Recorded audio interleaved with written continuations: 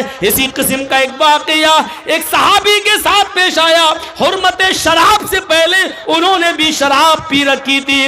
جب شراب کا نشہ چڑھا تو وہ شراب کے نشے میں اپنی بیوی اور بیٹی میں فرق نہیں کر سکے اور اپنی بیٹی کو بیوی سمجھ کر پکڑ لیا۔ پھر وہ اندر کمرے میں لے جانے لگے، بیٹی چیخی، امی مجھے بچاؤ۔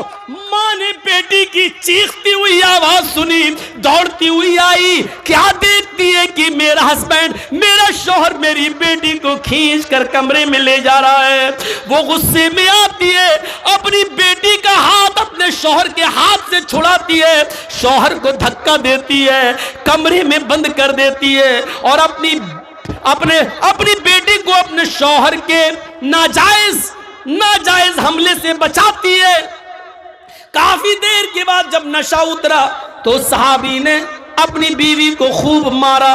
جب مار کے تھک گیا تو بیوی بولی، اگر مار کر تھک گئے اور اگر تھکے نہ ہو اور کچھ اور حسرت باقی رہ گئی ہو تو میں 1-2 لکڑی اور لے آتی ہوں، لیجیے اور پیٹ کر مجھے مار ڈالو۔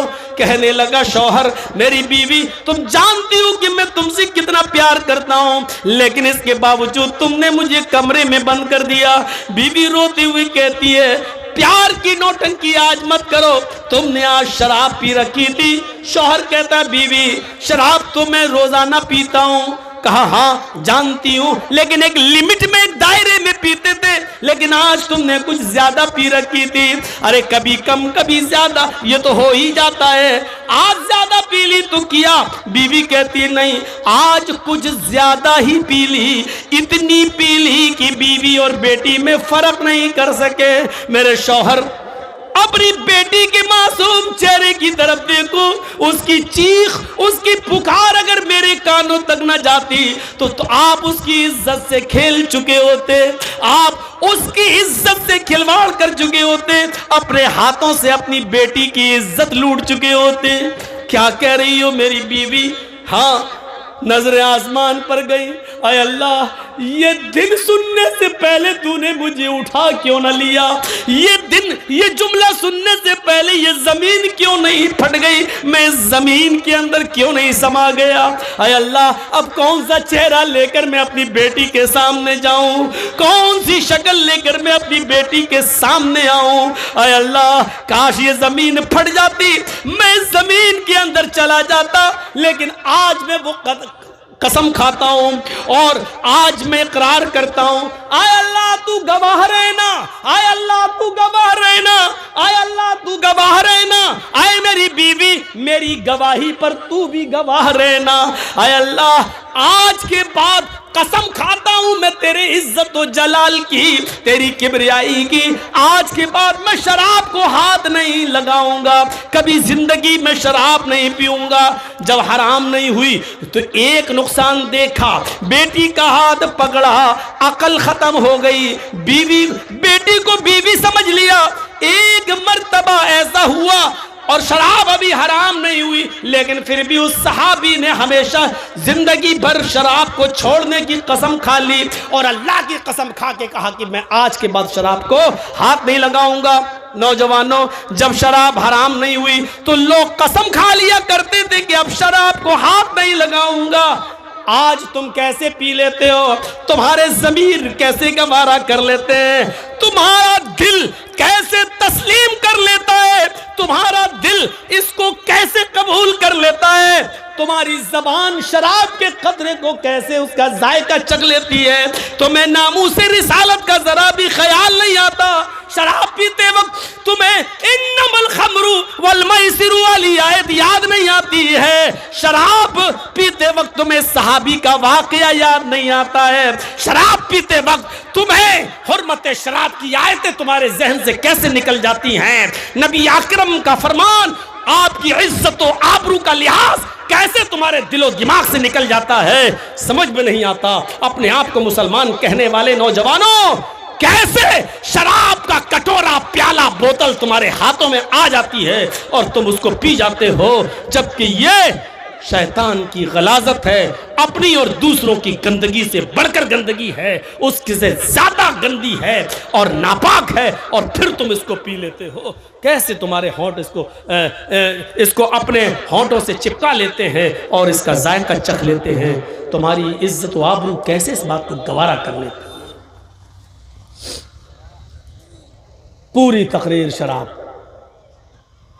کہیں نہیں ہٹے ہیں آج ہم۔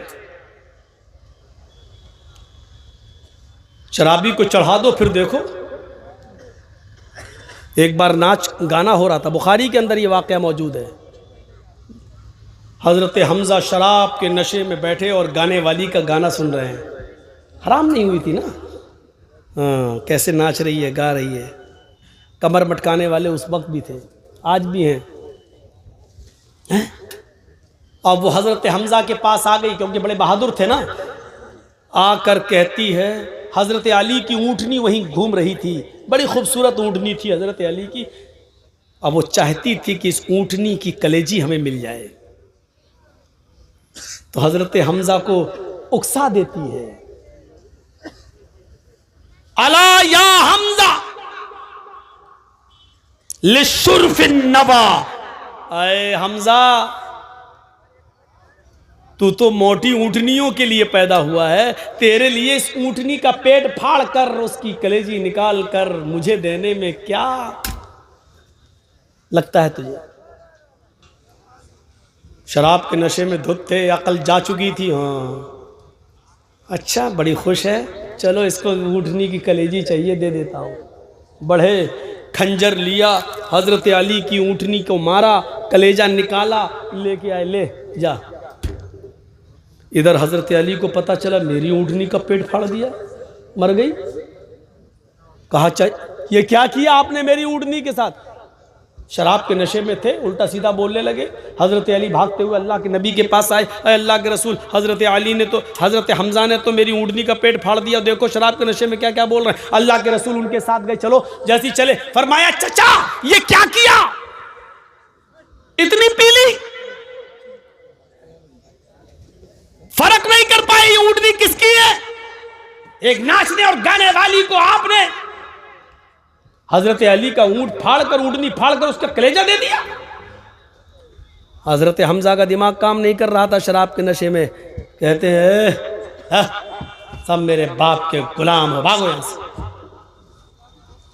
اللہ کے رسول نے کہا، اے علی اس وقت ان کا دماغ کام نہیں کر رہا ہے، اور دیوار پر سر پھوڑنے سے اپنا ہی سر پھوٹے گا، بہتر یہ ہے کہ اس وقت ان کے منہ نہ لگا جائے، کیونکہ اس وقت ان کے منہ لگنے سے اپنی بھی عزتی کرانا ہے، جب یہ ہوش میں آئیں گے تب ان سے بات کی جائے گی۔